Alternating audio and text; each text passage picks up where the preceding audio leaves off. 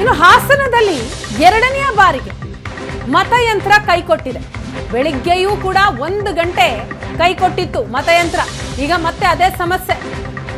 ಮತಗಟ್ಟೆ ಸಂಖ್ಯೆ 189ರಲ್ಲಿ ಇವಿಎಂ ತಾಂತ್ರಿಕ ದೋಷ ಕಂಡು ಬಂದಿದೆ. ಸಂತೆಪೇಟೆ ಶಾಲೆಯ ಮತಗಟ್ಟೆಯಲ್ಲಿ ಸದ್ಯಕ್ಕೆ ಮತದಾನವನ್ನ ಸ್ಥಗಿತಗೊಳಿಸಲಾಗಿದೆ. ಬೆಳಿಗ್ಗೆ ಕೂಡ 1 ಗಂಟೆ ತಾಂತ್ರಿಕ ಸಮಸ್ಯೆ ಉಂಟಾಯಿತು. ಮತ್ತೆ ಅದನ್ನು ಸರಿ ಮಾಡಿ ಮತದಾನ ಶುರುವಾಯಿತು. ಆದರೆ ಈಗ ಮತ್ತೊಂದು ಬಾರಿಗೆ ಇವಿಎಂನಲ್ಲಿ ತಾಂತ್ರಿಕ ದೋಷ ಕಂಡು ಬಂದಿದೆ. ಮತಯಂತ್ರ ಕೈಕೊಟ್ಟಿದ್ದಕ್ಕೆ ಅಲ್ಲಿನ ಜನ ಕೂಡ ಆಕ್ರೋಶಗೊಂಡಿದ್ದಾರೆ. ಪದೇ ಪದೇ ಮತದಾನ ಸ್ಥಗಿತಕ್ಕೆ ಮತದಾರರು ಆಕ್ರೋಶ ಹೊರಹಾಕ್ತಾ ಇದ್ದಾರೆ. ಹಾಸನದಲ್ಲಿ ಆದಂತಹ ಬೆಳವಣಿಗೆ ಎರಡನೆಯ ಬಾರಿಗೆ ಅಲ್ಲಿ ಮತಯಂತ್ರದಲ್ಲಿ ದೋಷ ಕಂಡು ಬಂದಿದೆ. ಮತಗಟ್ಟೆ ಸಂಖ್ಯೆ 189 ಹಾಸನ ಲೋಕಸಭಾ ಕ್ಷೇತ್ರ.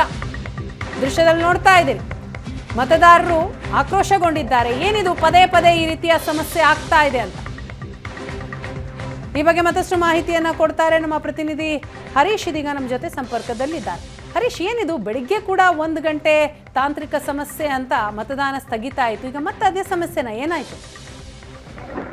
ವೀಣಾ, ಹಾಸನ ನಗರದಲ್ಲಿರುವಂತಹ ಸಂತೆಪೇಟೆ ಮತಗಟ್ಟೆ ಸಂಖ್ಯೆ 186ರಲ್ಲಿ ಎರಡನೇ ಬಾರಿಗೆ ಮತಯಂತ್ರ ಕೈಕೊಟ್ಟಿದೆ.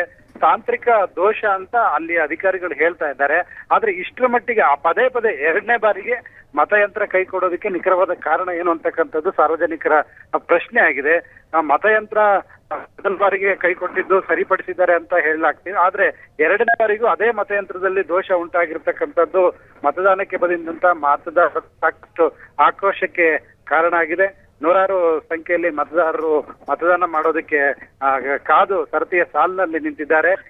ಬೆಳಗ್ಗೆ 1 ಗಂಟೆಗಳ ಕಾಲ ಮತದಾನ ಮಾಡ್ಲಿಕ್ಕೆ ಆಗಿರ್ಲಿಲ್ಲ, ಯಾಕೆಂದ್ರೆ ಮತಯಂತ್ರದಲ್ಲಿ ದೋಷ ಉಂಟಾಗಿತ್ತು.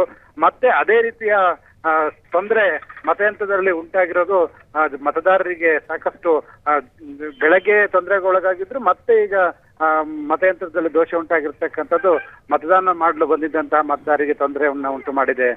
Veena, yes, thank you Harish ತಮ್ಮ ಮಾಹಿತಿಗಾಗಿ.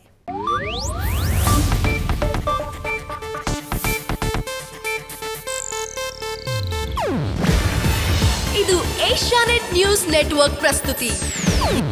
ನೀವು ನೋಡ್ತಿದ್ದೀರಾ ಏಷ್ಯಾನೆಟ್ ಸುವರ್ಣ ನ್ಯೂಸ್.